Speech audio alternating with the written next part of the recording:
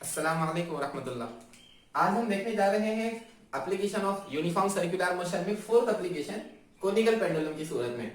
अभी तक हमने देखा कि व्हीकल की वेलोसिटी हॉरिजॉन्टल कर्व रोड पर कितनी होनी चाहिए, बैंक्ड रोड पर कितनी होनी चाहिए, वर्टिकल वॉल पर कितनी होनी चाहिए। चलिए अभी देखते हैं कोनिकल पेंडुलम क्या चीज है, और उसके अंदर हमको स्पेशली जब कोनिकल पेंडुलम का जिक्र आएगा तो हम वहां पे टाइम पीरियड की बात कर रहे होंगे। सो इन शॉर्ट यहाँ पे हमको time period of conical pendulum निकालना है। अब सवाल ये है कि what is the meaning of pendulum. So देख लेते हैं, मैं डेफिनेशन लिखता हूं, उसके बाद आपको समझा दूंगा।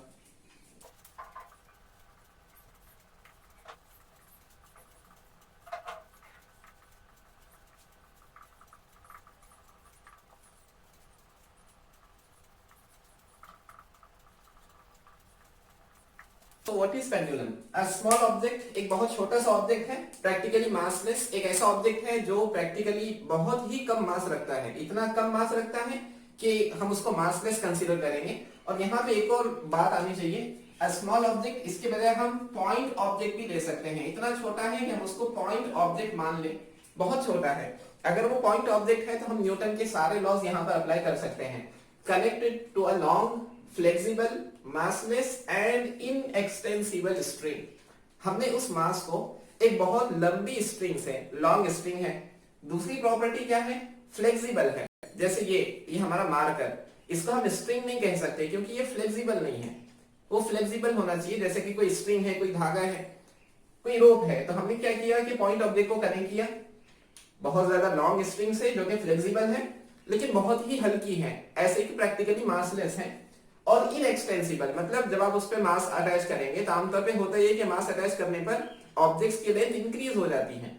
फोर्स अप्लाई करने पर मेटल रॉड की लेंथ इंक्रीज हो गई, स्प्रिंग की लेंथ इंक्रीज हो गई, रोप की लेंथ इंक्रीज हुई। लेकिन ये ऐसी स्प्रिंग होना चाहिए जो इनएक्सटेंसिबल हो, यानी जिसके अंदर कोई भी लेंथ में इजाफा ना हो। And attach to a rigid support, उसको हमने किसी रिजिड सपोर्ट से अटैच किया है।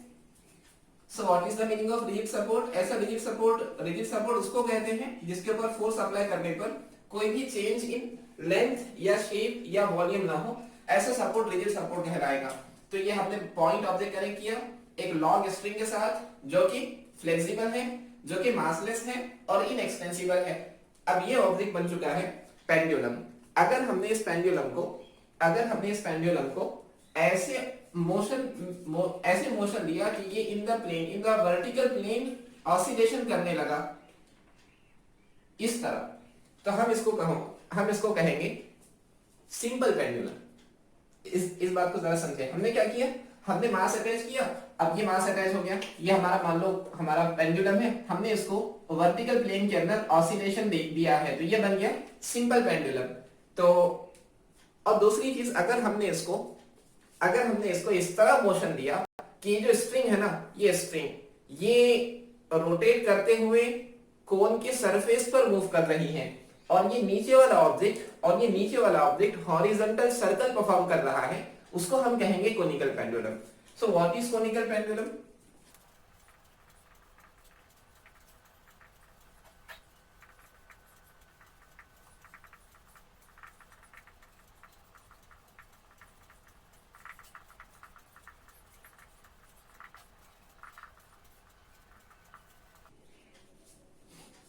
चलिए, तो क्या किया हमने, ये जो स्ट्रिंग थी ना, इस स्ट्रिंग को, if the string is given such a motion that the string moves along the surface of right circular कोन, तो हमने क्या किया, हमने उस स्ट्रिंग को मोशन दिया।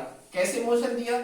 इस तरह मोशन दिया कि वो स्ट्रिंग मूव कर रही है सरफेस पर राइट सर्कुलर कोन के। So this is, let us consider this is our cone. ये स्ट्रिंग इस तरह मूव कर रही है। ये मान लो हमारा रिजिड सपोर्ट था, यहां से इस तरह मूव कर रही है। आप देखेंगे कि ये स्ट्रिंग मूव कर रही है surface of the right circular cone के।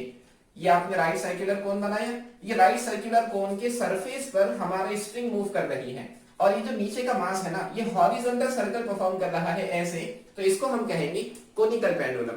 ठीक है, कोनिकल पेंडुलम तो हमको समझ आ गया। So let us move towards the derivation of time period of conical pendulum. उससे पहले शायद मुझे बताने की जरूरत नहीं है, लेकिन एक और मर्तबा रिवाइज कर लेते हैं। What is the meaning of time period?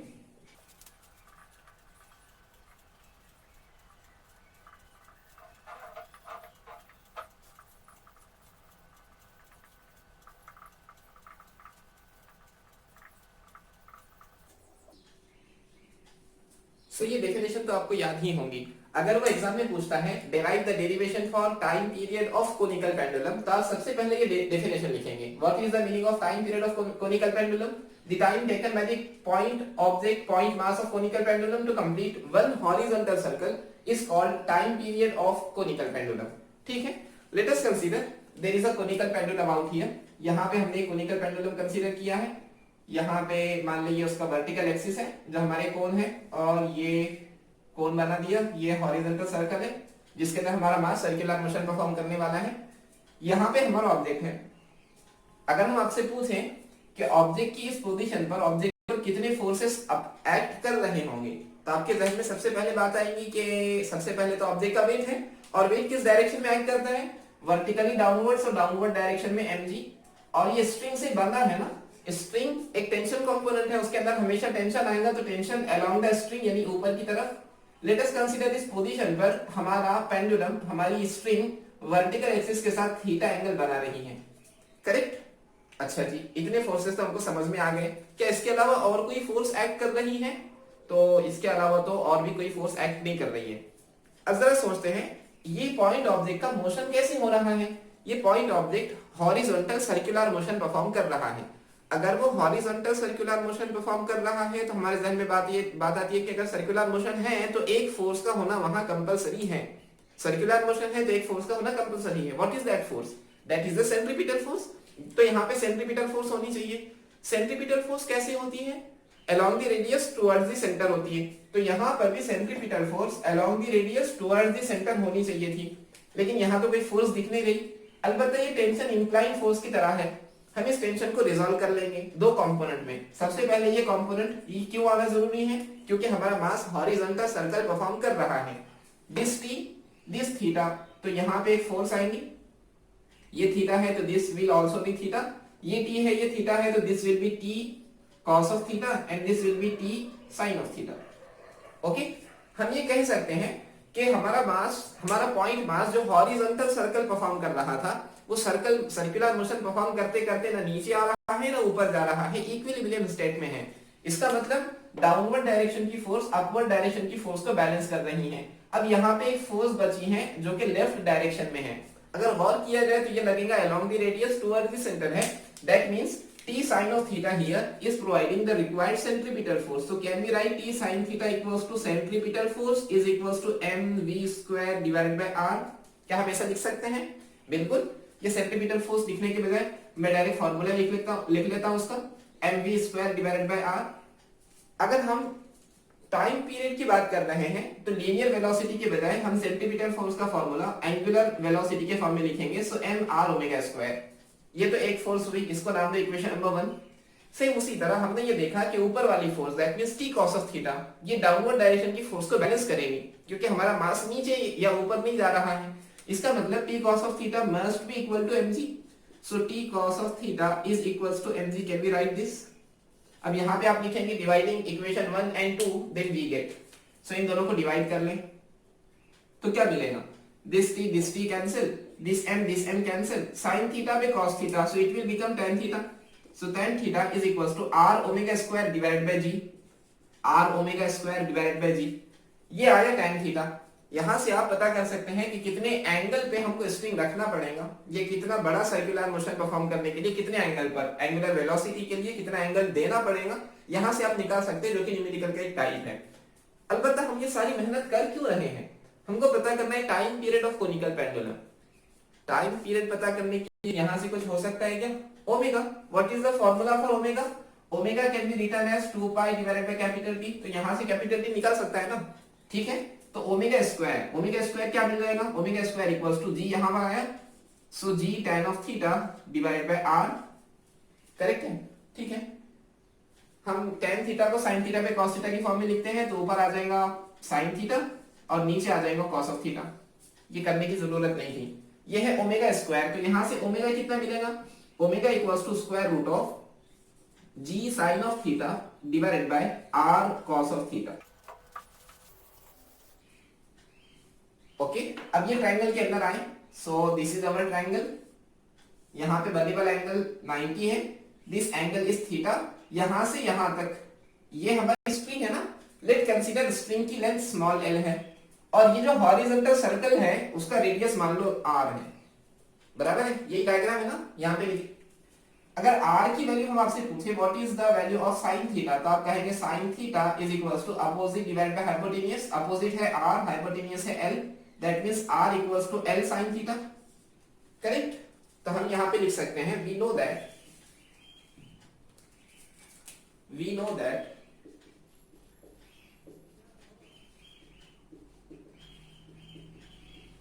तो ये इक्वेशन क्या मिल जाएगी, so this equation will become omega is equals to square root of g sin theta divided by, यहां r है तो r की जगह क्या लिख लें, l sin theta into cos of theta, चलेगा।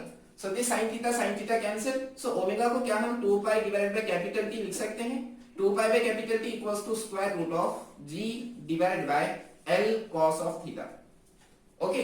अब देखिए कैपिटल T डिनोमिनेटर में है, हमको इसको न्यूमरेटर में लाना पड़ेगा, तो रेसिप्रोकल ले लेते हैं, तो this will become T divided by 2 pi और ये भी उल्टा हो जाएगा, that means square root of L cos of theta divided by G।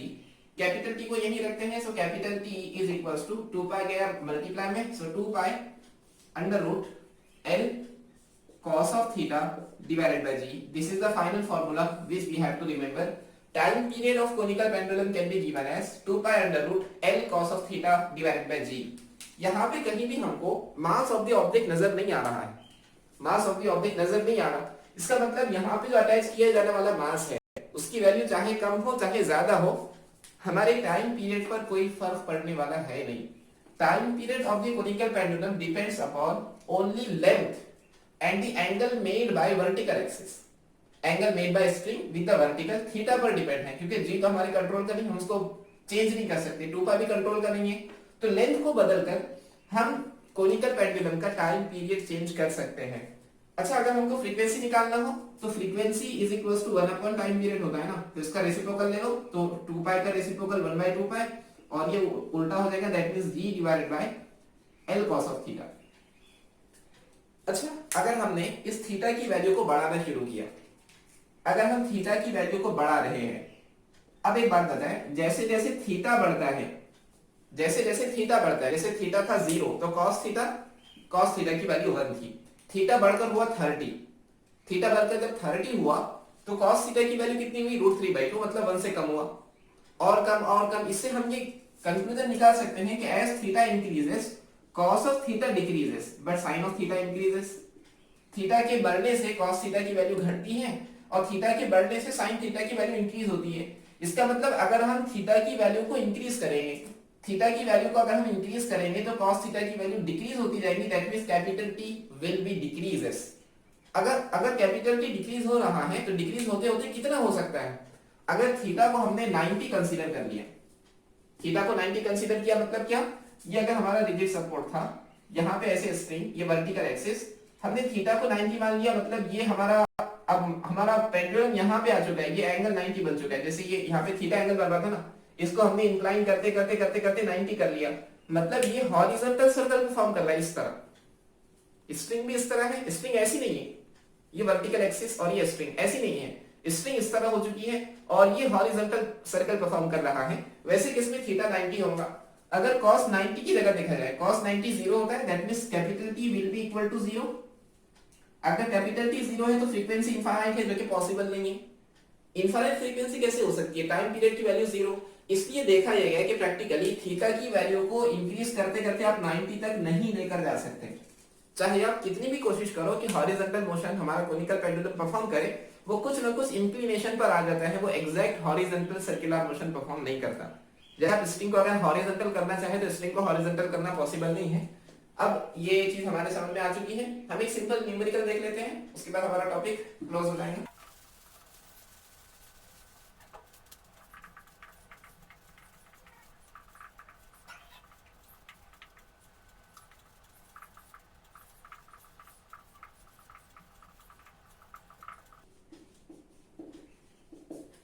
This is our question. What we have to find the time period of the conical pendulum। तो हमारे पास time period का formula है, क्या given है, length of the pendulum is L equals to 0.2 meters such that the string of the pendulum makes 60 degree with the vertical. तो theta की value 60 degree की है, वर्टिकल के साथ 60 डिग्री का एंगल बन रहा है। टाइम पीरियड का फॉर्मूला क्या है, t equals to 2 pi under root l cos of theta divide by g। Correct है, ठीक है, बस वैल्यूज रखना है। लेंथ की वैल्यू कितनी, 2 इंटू पाई इंटू लेंथ की वैल्यू गिवन है 0.2 और cos theta that means cos of 60 divide by acceleration due to gravity को यहाँ पर 10 ले लेते हैं। ओके, ठीक है, 2 into pi square root of 0.2 into cos 60 मतलब 0.5, so 0.5 divided by 10। ओके, तो this will become 2 pi square root of, अगर हम 0.2 को 2 इंटू 10 टू दी पावर -1 लिख लें, 0.5 को 5 इंटू 10 टू दी पावर -1 लिख दे डिवाइडेड बाय 10।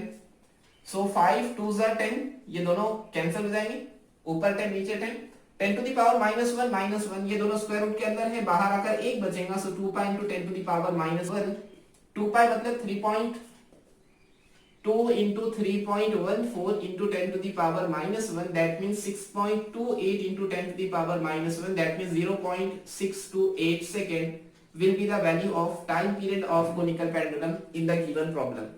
इस तरह के न्यूमेरिकल्स कोनिकल पेंडुलम के अंदर पूछे जा सकते हैं। मैंने ऐसे बहुत सारे न्यूमेरिकल असाइनमेंट के अंदर आपको दिए हैं, आप प्लीज उन असाइनमेंट को सॉल्व करें, उनके आंसर कमेंट सेक्शन में हमको बताएं। अगर आपको कोई डाउट आ रहा है तो आप वो भी हमको बता सकते हैं। आई होप आपको ये टॉपिक समझ आया होगा। अगर आपको हमारा लेक्चर पसंद आया है तो उसको लाइक करें, अपने दोस्तों के साथ शेयर करें, चैनल को सब्सक्राइब करें। हम इंशाल्लाह जल्द ही दोबारा मिलेंगे, तब तक के लिए फी अमानिल्लाह।